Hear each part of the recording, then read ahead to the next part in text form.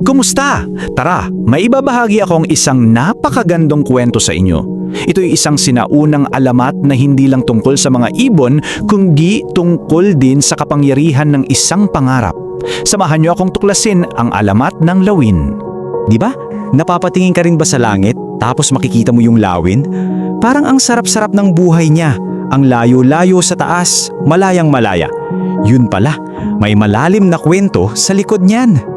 Okay, para maintindihan natin ang lahat, kailangan nating bumalik sa pinakasimula, sa isang panahon na sobrang iba sa nakasanayan natin ngayon. Subukan niyong i-imagine to ha. Isang mundo kung saan lahat ng ibon nasa lupa lang. Oo, tama yung narinig nyo. Parang mga manok lang sila na naglalakad, tumatalon.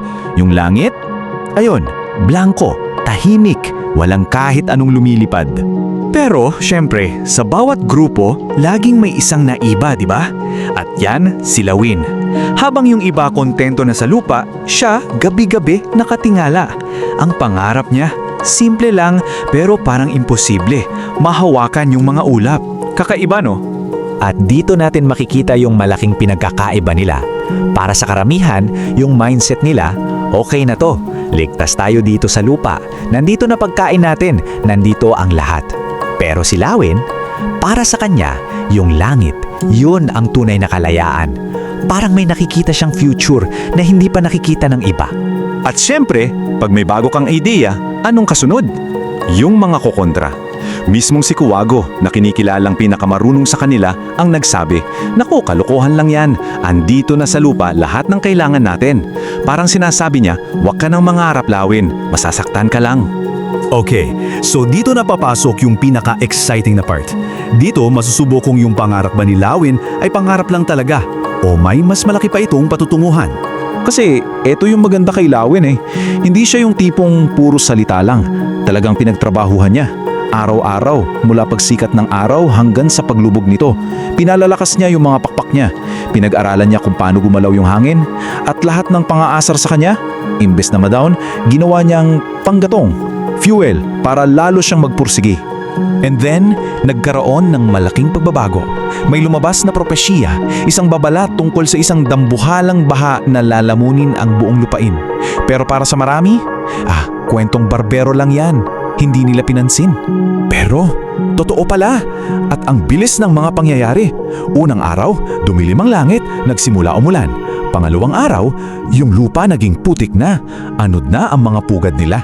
At pagsapit ng ikatlong araw, ayun na, tumaas na ang tubig. Cornered na sila.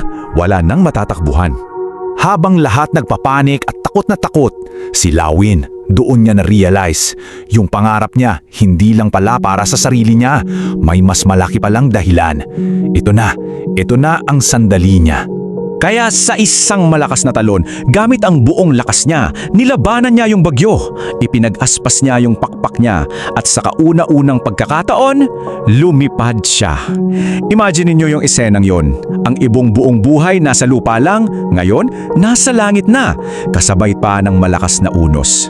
At dahil nasa itaas na siya, may nakita siya na imposibleng makita ng mga nasa baba. Isang landas patungo sa kaligtasan.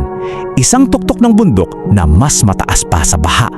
Sa gitna ng kaguluhan, siya lang ang nakakita ng pag-asa. So ano nangyari pagkatapos?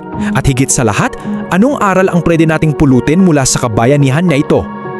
Alam nyo, yung pangarap na dati nilang pinagtatawanan, yun pala ang magliligtas sa kanilang lahat. Si Lawin, yung weirdo para sa kanila, siya pala ang naging hero. Ginabayan niya silang lahat. Lumipad sila patungo sa kaligtasan. May tawag dyan sa ginawa ni Lawin. Ang tawag dyan ay vision o pananaw. Hindi yan basta pagtingin sa kung anong nandyan. Ito yung kakayahang makita kung ano ang posibleng mangyari kahit hindi pa nakikita ng iba. At yan daw ang dahilan kung bakit hanggang ngayon, pag tumitingin tayo sa langit, nakikita natin ang lawin na maringal na lumilipad. Sabi sa alamat, hindi lang siya basta naghahanap ng pagkain. Binabantayan niya raw tayo, isang buhay na paalala ng katapangan at ng pagkakaroon ng malinaw na pananaw. So ano ba talaga yung mga aral na iiwan sa atin ng kwentong to? Simple lang. Una, huwag kang matakot mangarap ng malayo sa nakasanayan. Pangalawa, yung mga ideyang mukhang baliw ngayon, baka yun pala ang solusyon bukas. At ang pinakaimportante sa lahat, ang tunay na lakas ay kapag ginagamit mo ang talento mo para iangat din yung iba. Kaya iyan ang tanong ng alamat para sa bawat isa sa atin. Ikaw, anong mga ulap ang pinapangarap mong abutin? At anong handa mong gawin para makarating doon?